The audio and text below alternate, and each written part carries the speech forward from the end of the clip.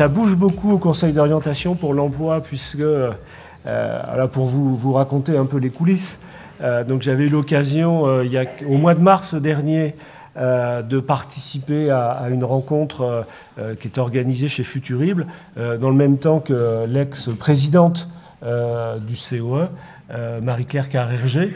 Et puis dans ce contexte-là, donc qui connaissait les travaux de notre observatoire, j'en ai été extrêmement flatté. Et puis elle m'avait donné un accord de principe pour venir intervenir aujourd'hui même.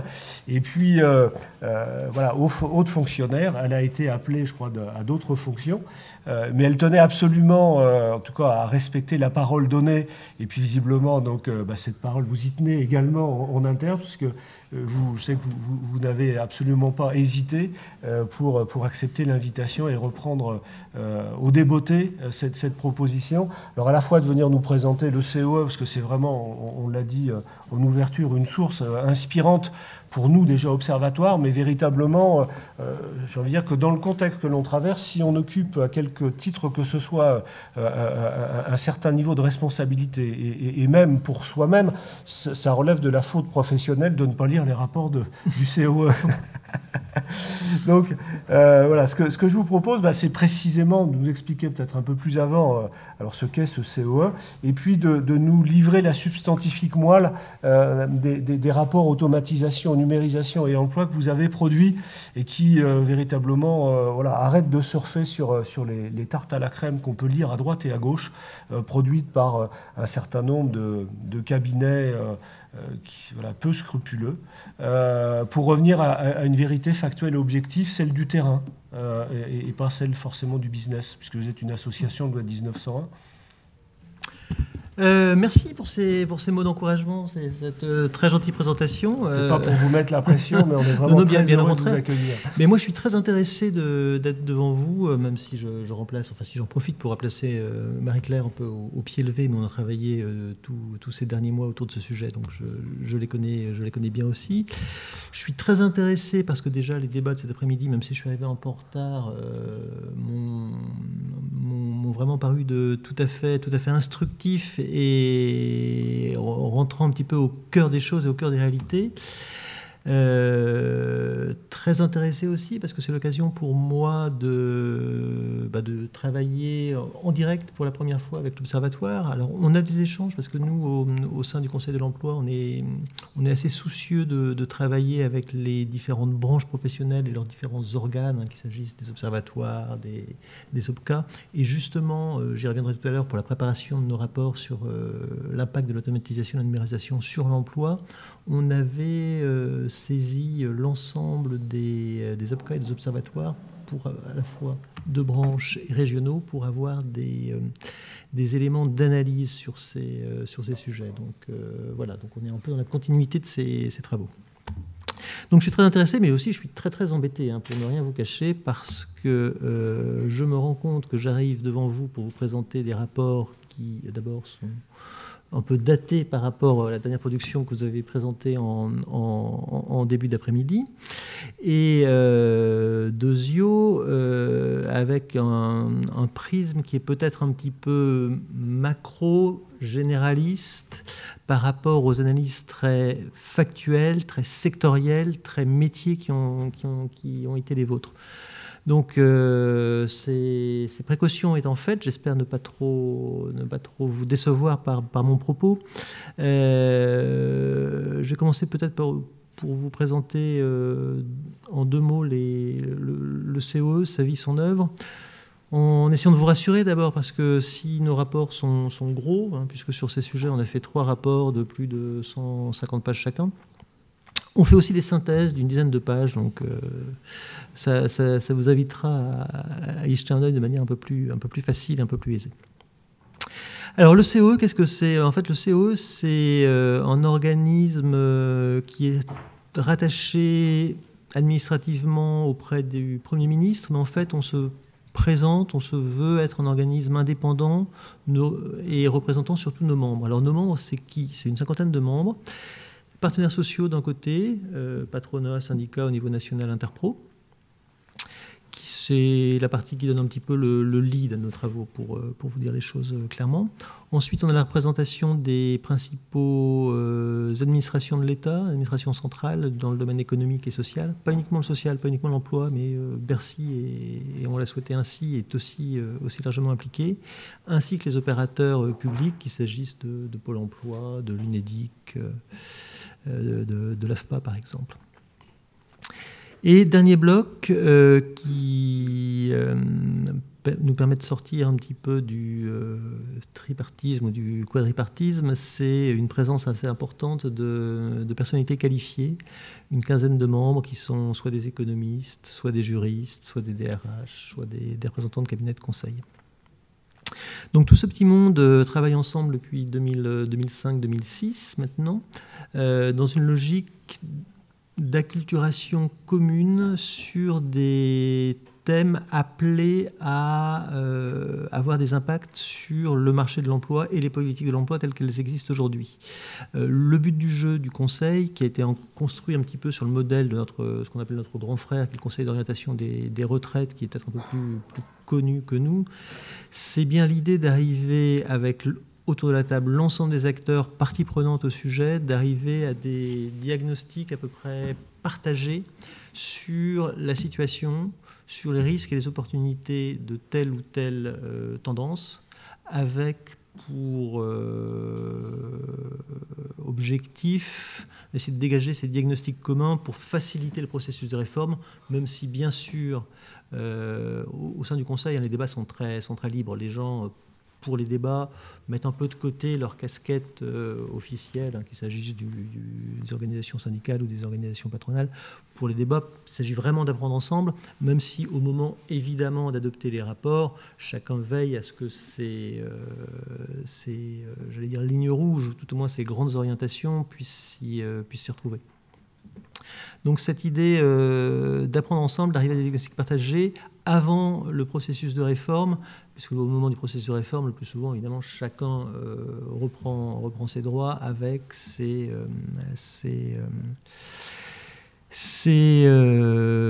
positions à faire valoir. Alors, voilà maintenant un peu plus même 2 ans quasiment, avant de revenir sur le thème d'aujourd'hui, juste pour vous donner quelques idées sur les travaux qu'a pu conduire le Conseil, on a des travaux très, très divers. Ces dernières années, on a regardé par exemple en quoi Internet et le développement de job boards peut modifier le fonctionnement du marché du travail et les modes d'appariement entre offre et demande. Sujet un peu pointu, mais ça peut être des sujets beaucoup plus larges. On a travaillé sur les réformes du marché du travail en Europe depuis 15 ans. Pour essayer de dégager des points de convergence, des points de divergence, des tendances communes, en quoi tel contexte spécifique à un pays conduit à tel type de réforme, et puis une première analyse des effets de ces réformes, le positif, le négatif. Autre sujet sur lequel on a travaillé ces derniers mois, c'était la question de la consommation responsable, où on observe aujourd'hui un développement de certains modes de consommation plus éthique, plus bio, plus simple, plus respectueux de l'environnement, etc., etc. En quoi ce développement de ces consommations, s'il est destiné à s'amplifier, à perdurer, peut être de nature à modifier l'offre productive française et surtout l'emploi dans le pays en termes de volume, mais aussi de compétences. On travaille actuellement sur la problématique du travail non déclaré.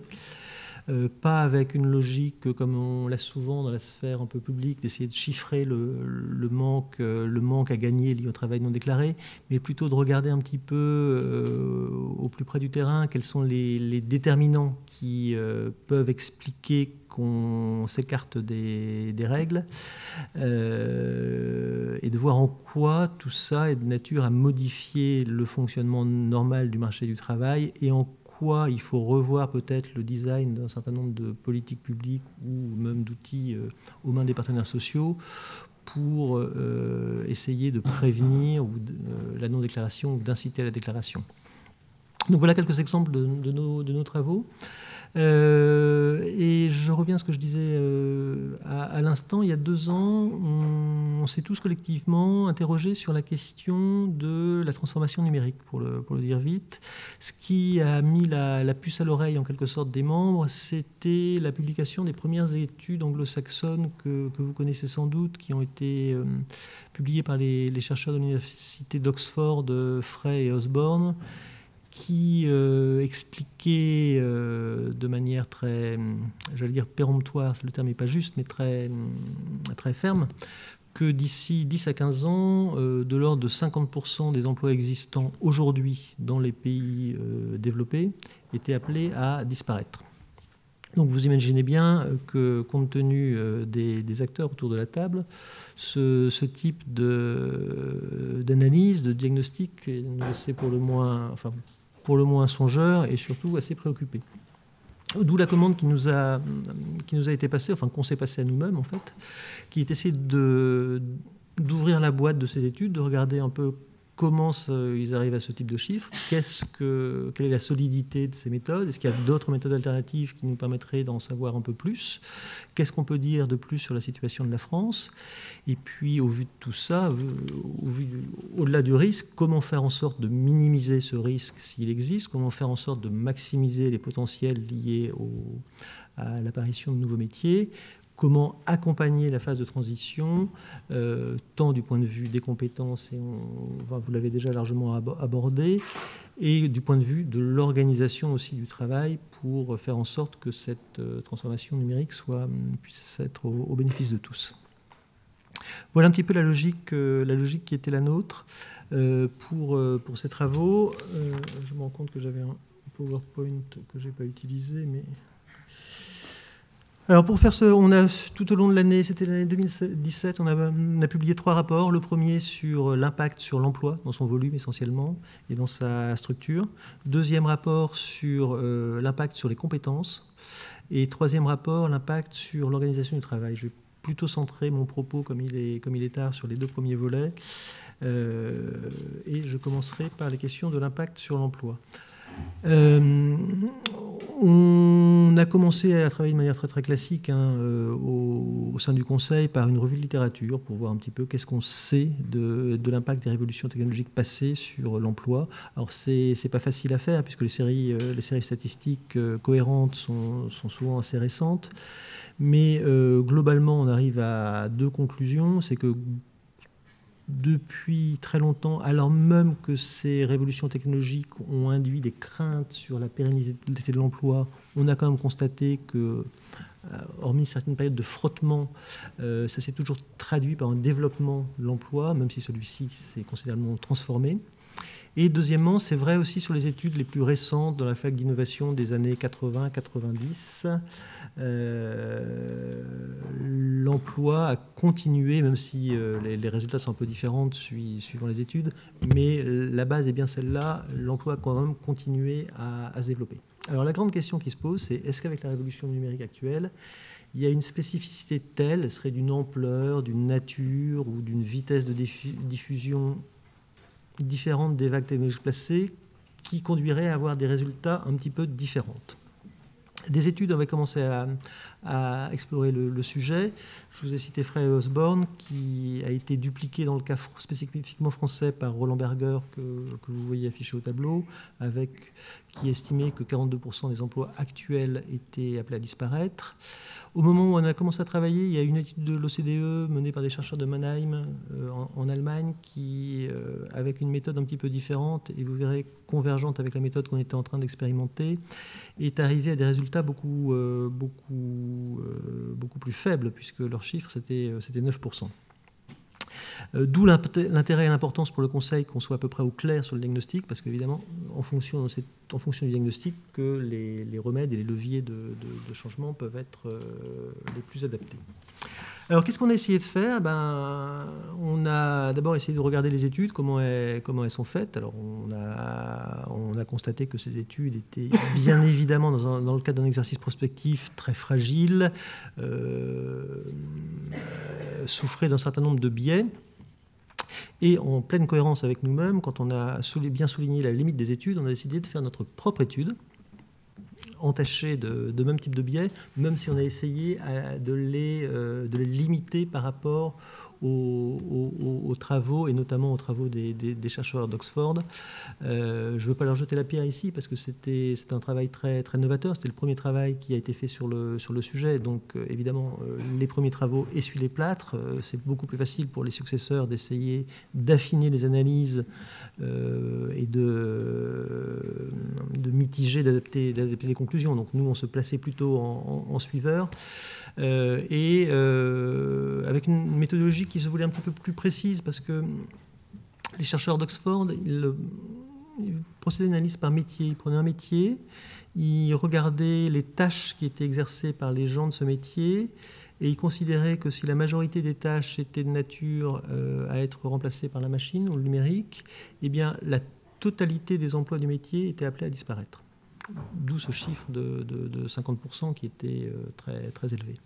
Nous, on a procédé un petit peu différent. On a gardé une approche par métier, mais au-delà de ça, on est parti surtout d'une approche individuelle, tâche par tâche. Et pour cela, on a mobilisé une grosse enquête qui est menée à intervalles réguliers par le ministère du Travail, qui s'appelle l'enquête Conditions de travail, dans laquelle 25 000 personnes salariées en France sont interrogées sur la réalité de leur travail quotidien. Et à partir de cette enquête, on a sélectionné un certain nombre d'items, une quinzaine de mémoires, nous permettant d'apprécier la réalité des tâches, et en fonction de la grille théorique adopté par les chercheurs américains, on a essayé de regarder le pourcentage, personne par personne, le risque d'automatisation des tâches au vu de ces déterminants de cet indice de non-automatisation, en quelque sorte. Et en agrégeant l'ensemble de ces données individuelles, on arrive aux chiffres qui sont là et qui font une conclusion assez nuancée par rapport à ce qui était présenté jusqu'à présent. C'est que pour nous, il y a effectivement un certain nombre d'emplois, autour de 10%, un petit peu moins sans doute, qui sont vraiment très exposés au risque d'automatisation, parce que la majorité des tâches effectivement exercées par ces personnes aujourd'hui sont à horizon rapproché assez facilement réalisables par des machines. Mais la conclusion... Donc on relativise un petit peu la conclusion ab initio qui nous avait mobilisés sur ces travaux, mais en même temps on transmet un deuxième message qui est de dire voilà, c'est pas pour ça qu'il ne faut pas être extrêmement vigilant, parce que quand on regarde les choses, plus de la moitié des emplois existants ont un grand nombre de tâches qui sont appelées à évoluer. Donc les emplois existants vont évoluer assez fortement. Et ça, il faut prendre en compte cette évolution et l'accompagner. On a essayé de regarder métier par métier avec ce processus d'agglomération à partir des données individuelles pour voir lesquelles étaient les plus menacées. Vous les avez sous les yeux. Ça reste encore souvent des métiers manuels et peu qualifiés, notamment dans l'industrie. Ça n'étant pas toujours, parce que là on prend des grandes cohortes. L'étude de l'Observatoire soulignait, si je l'ai bien lu, qu'un certain nombre de métiers administratifs liés au traitement de l'information étaient très probablement appelés à être menacés ou avaient déjà pour beaucoup disparu. Oui, c'est que là encore, en faisant le distinguo entre activité et métier, c'était effectivement sans doute un point de critique qu'on pouvait avoir sur le rapport Frey-Osborne, et puis qui oubliait également un deuxième biais qui ne prenait pas en compte, dans une approche plus schumpeterienne, la destruction créatrice, c'est-à-dire que dans le même temps qu'un certain nombre d'activités disparaissent, il y en a d'autres qui apparaissent. C'est-à-dire que lorsqu'on automatise un certain nombre de tâches, je pense par exemple sur des activités de gestion de sinistres, ou qu'on transfère sur le client des tâches à faible valeur ajoutée, le client pour autant, grâce aux moyens de communication qui lui sont mis à disposition, va appeler davantage son assureur et poser davantage de questions, ce qui va générer une activité chronophage pour répondre aux attentes d'une clientèle mieux informée, mieux formée et plus pointue sur les sujets. Donc mais ce que l'on dit, c'est que les activités de pure gestion administrative sont amenées progressivement à disparaître. Et donc les métiers porteurs de ces activités administratives vont devoir se recomposer, s'hybrider avec d'autres types de métiers, d'autres types d'activités dans le nouveau panorama émergent. Oui, donc nos analyses assez généralistes et les vôtres très sectorielles sont totalement convergentes, hein, puisque c'est cette thèse d'hybridation des métiers qui reflète un petit peu cette notion de métiers susceptibles d'évoluer se rejoignent. Alors, on parlait des créations d'emplois. Nous, pour le dire très honnêtement, on a un peu renoncé devant l'obstacle, parce que autant c'est déjà pas facile de simuler le risque de disparition des emplois, autant se lancer dans de la prospective sur le niveau des créations d'emplois, ça nous paraissait une tâche impossible. Mais évidemment, il faut garder ça à l'esprit quand on présente les chiffres tels que je présentais tout à l'heure, à ce 10% d'emplois actuels menacés, à ces 50% d'emplois actuels qui vont fortement évoluer. Il y a aussi tous les nouveaux emplois qui sont appelés à arriver. On a regardé l'impact territorial, je passerai assez rapidement, je vous invite à vous reporter au rapport aux derniers travaux de l'OCDE. Qui seront sur la clé USB qu'on vous remettra à l'issue. Je mettais sur la diapositive un petit mot sur les créations d'emplois. Alors le World Economic Forum n'a pas eu la sagesse du Conseil de l'emploi, mais ils reconnaissent bien que leurs simulations sont à manier avec la plus grande précaution. Mais eux, d'après leur modèle, il y aurait plus d'emplois, enfin il y aurait une création nette d'emplois liée au processus de transformation numérique. Le nombre d'emplois créés, 133 millions, étant supérieur à ceux qui seraient détruits, 75 millions au niveau monde, dans les 10 ans qui viennent. Donc, à ce stade, pour le dire très vite, les principaux points sur lesquels les membres du Conseil se sont retrouvés et ont souhaité insister, c'est qu'aujourd'hui, le progrès technologique continue à favoriser quand même l'emploi qualifié et très qualifié. Deuxièmement, je le disais, la perspective d'une disparition massive des emplois n'est pas la plus probable. L'enjeu majeur, c'est celui de la transformation des emplois existants, avec une incertitude sur son rythme et sa nature, puisque le Conseil a estimé, qu'il n'y a pas de déterminisme technologique, c'est-à-dire que il n'y a pas de voie toute tracée. C'est pas le progrès technique est une donnée, mais sa répercussion, cette traduction dans les modes d'organisation des sociétés n'est pas une donnée, puisque tout dépend des choix, des questions de rentabilité économique, des choix de politique publique, des normes éthiques et sociales, de l'acceptabilité sociale de telle ou telle transformation.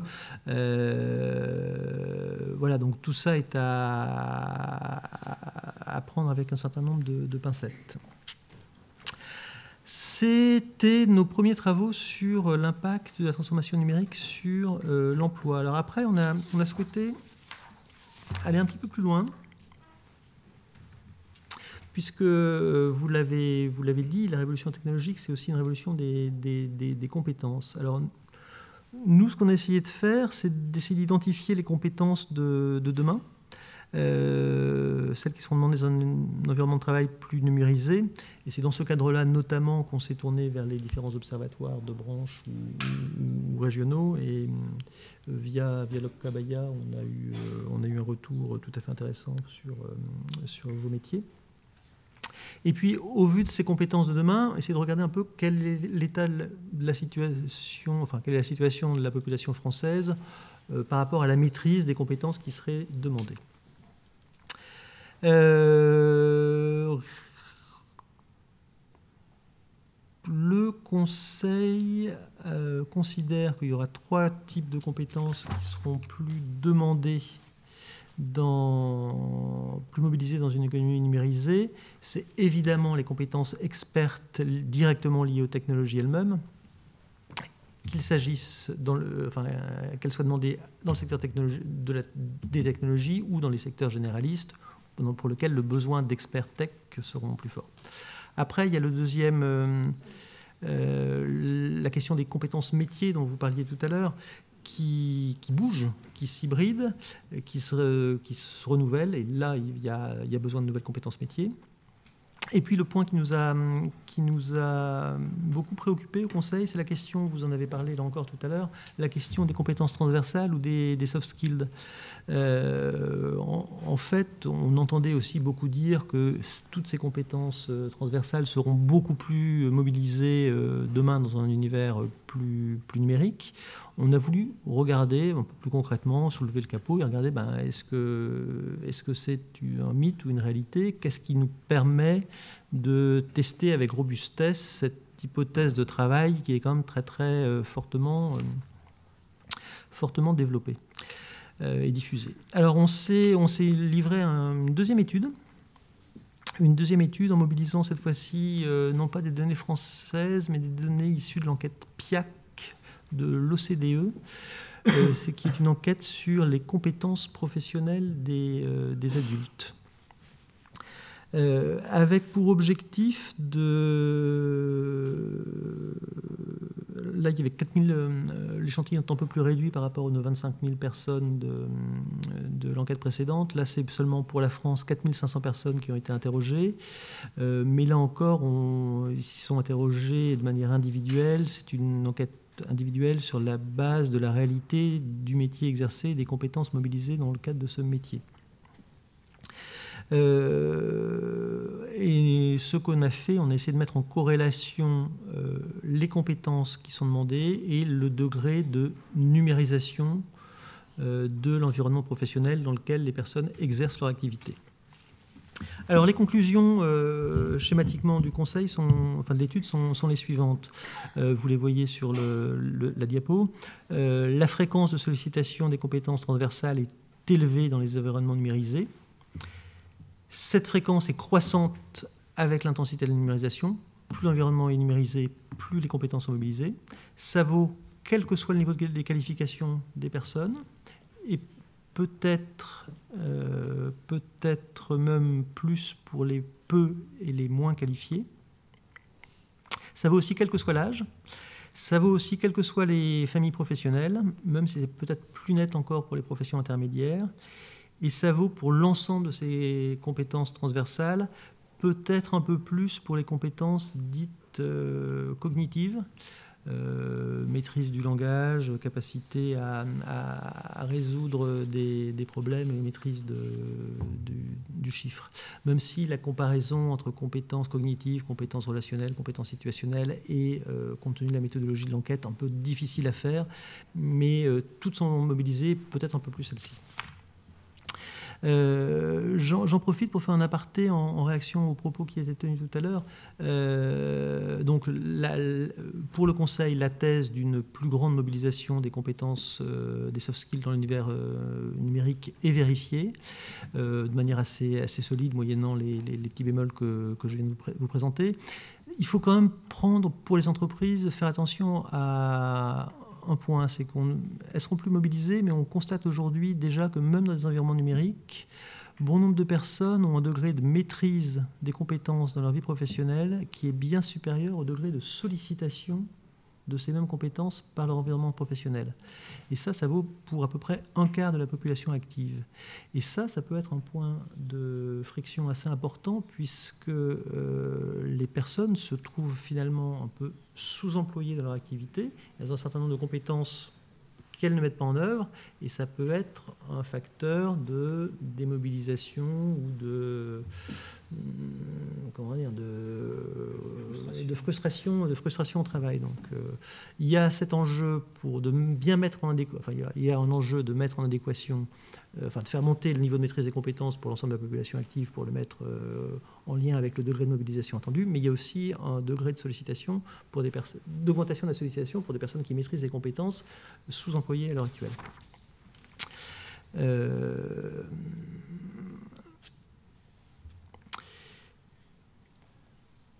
Je ne reviens pas, vous en avez déjà longuement parlé, sur la pénurie de compétences expertes dans le domaine des technologies et du numérique. C'est les 80 000 dans le cas français. Alors, 80 000 dans le cas français, c'est moins que dans certains pays comme le Royaume-Uni ou l'Allemagne, où c'est plutôt aux alentours de 150 000 postes emplois qui seraient à pourvoir difficilement dans les 3 ou 4 ans qui viennent. Je ne suis pas sûr qu'il faille s'en réjouir parce qu'on est dans quand même des marchés qui parfois deviennent de plus en plus internationaux. Donc s'il y a forte pénurie à l'étranger, il peut y avoir des effets d'appel d'air. Sur l'hybridation des métiers, j'y reviens pas non plus. Vous l'avez montré tout à l'heure lorsque vous décriviez l'évolution des métiers des systèmes dans les systèmes d'information du monde de l'assurance. On voit bien que tous ces métiers s'interpénètrent. Il ne s'agit plus seulement de faire de la technique, mais il faut du juridique, du commercial, de ceci, de cela. Donc la transformation est vérifiée. On l'a regardé, on s'est associé à LinkedIn pour ce faire. Alors évidemment, c'est LinkedIn qui nous a proposé de mobiliser leurs données pour essayer de voir un peu qui est-ce qui mobilise et déclare avoir des compétences tech expertes. On s'est rendu compte, par exemple, preuve de cette tendance à l'hybridation des métiers, que c'est les gens qui exercent une activité de vendeur. Parmi ceux-ci, c'est 5% des actifs inscrits sur LinkedIn qui affirment avoir des compétences techniques expertes sont aujourd'hui des vendeurs. Ce qui en dit long sur l'évolution de ces métiers. J'en viens surtout au dernier point peut-être sur lequel je voulais insister aujourd'hui, sur la question de savoir à propos des soft skills. Donc on a vu que c'est vrai qu'on va plus en avoir besoin, mais alors quelle est la situation de la population active française ? On peut d'abord regarder les soft skills du numérique, c'est-à-dire les compétences numériques de base qui sont absolument nécessaires pour évoluer de manière pas trop désorganisée dans un monde, dans un univers professionnel un peu plus moderne. Là, pour reprendre les chiffres européens, on voit que la situation française est un peu préoccupante parce qu'il y a quand même 8% des actifs aujourd'hui qui sont en difficulté et 27 qui sont plus que limite. Donc c'est pas catastrophique par rapport à d'autres pays européens, mais la base est fragile. Pour en revenir sur les compétences transversales, on a essayé de regarder avec une nouvelle étude interne au CEE quel était le degré de maîtrise des compétences cognitives cette fois-ci, puisque la méthodologie ne nous permettait pas de le faire sur les compétences situationnelles et relationnelles, de la population active française par rapport au minimum des attendus dans un univers plus numérique. On constate, vous voyez les chiffres, que là c'est assez préoccupant puisqu'on a plus de 3 millions de personnes en emploi qui sont aujourd'hui en difficulté sérieuse et près de 8 millions qui gagneraient à progresser pour pouvoir évoluer de manière plus aisée dans l'univers professionnel. Donc c'est dire la marche qui reste à réaliser, sachant que, comme je le disais tout à l'heure, il y a aussi l'envers de la médaille, c'est-à-dire ces personnes qui ont ces compétences mais qui ne les mobilisent pas assez. Voilà, donc j'anticipais un petit peu sur les quelques éléments de conclusion sur lesquels le Conseil a souhaité insister. Cet effort important d'adaptation des compétences, de reskilling, pour reprendre vos termes, de besoins considérables, même si ces besoins doivent être tempérés par des incertitudes sur l'ampleur, la nature et la vitesse de la transformation numérique. Il ne faut pas seulement, pour le Conseil, agir sur le niveau de qualification. Alors c'est vrai que ça reste un atout dans l'univers futur, mais au-delà des qualifications, c'est vraiment la compétence concrète qu'il faut chercher à développer et donc revoir les modalités de construction sans doute de nos qualifications pour infuser dans les titres, dans les diplômes, peut-être de manière un peu plus opérante qu'aujourd'hui, ces fameux soft skills dont dont on parlait à l'instant. Je crois avoir compris avec les interactions qu'on avait eues avec la branche que c'est un peu ce que vous avez fait au moment où le BTS Assurance a été refondu il y a deux ans, me semble-t-il. Je crois qu'il y a 2 ans, et puis l'Observatoire a participé au groupe de travail qui a réformé ce BTS. Il y a d'autres personnes d'ailleurs ici présentes qui y ont participé. Et c'est vrai qu'au fil des versions successives de ce BTS Assurance, qui est quand même un diplôme phare de la profession, progressivement, on est passé du produit au client et du client au service. Donc on a effectivement fait évoluer le contenu de ce diplôme pour prendre en compte ce qui se passait, alors non pas dans une approche technologique du sujet, voilà, c'est ce que vous soulignez, c'est-à-dire que l'enjeu de cette transformation, de cette digitalisation de notre société, c'est pas tant un enjeu d'acquisition de compétences numériques, même si à l'échelle de la branche, il y a un certificat digital assurance qui s'est mis en place et qui... je vous ai coupé votre conclusion. Je ne vais pas plus avant sur le CDA. C'est toujours plus agréable de se donner soi-même des louanges plutôt de les entendre des autres. Mais c'est vrai, je disais en ouverture de cette conférence que... alors je faisais référence... Alors le président de l'Observatoire faisait référence aux mouvements sociaux actuels, pour le dire pudiquement. Pour ma part, j'introduisais le sujet... en rappelant 1789 ou 1776, pour dire que finalement, ce qui se jouait aujourd'hui était peut-être de même nature que cette révolution industrielle, mais qui avait finalement, qui tirait sa substance d'abord dans un mouvement sociétal fort, mais qui trouvait finalement à trouver place, parce qu'il y avait des ruptures technologiques, mais que le digital, ou comme avait pu l'être le moteur à explosion, ou ensuite le moteur à vapeur, ou le moteur à explosion, ou l'a fait électricité, qu'un moyen au service d'une aspiration beaucoup plus profonde.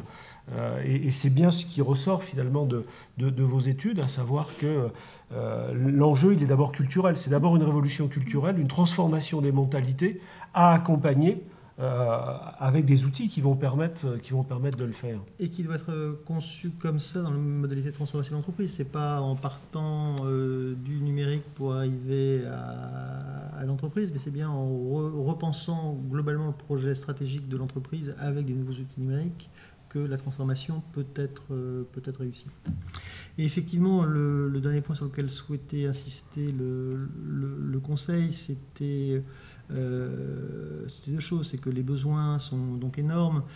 Ça passera pour partie par la formation, mais pas que par la formation, parce que ça serait trop lourd pour le système tel qu'il est configuré actuel, et que ça implique donc un travail quotidien d'adaptation et d'infusion, d'acquisition de ces compétences dans le poste.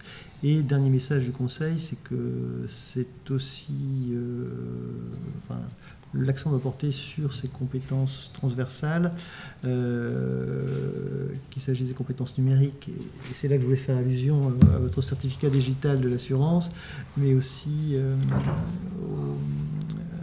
aux autres types de compétences de soft skills. Voilà, résumé à grands traits les travaux du Conseil sur le sujet. C'est un sujet qui nous a...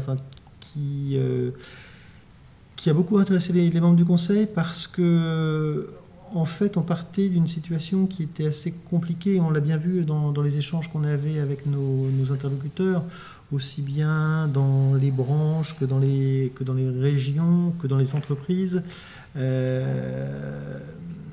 Finalement, les gens ne savaient pas trop comment se saisir du sujet.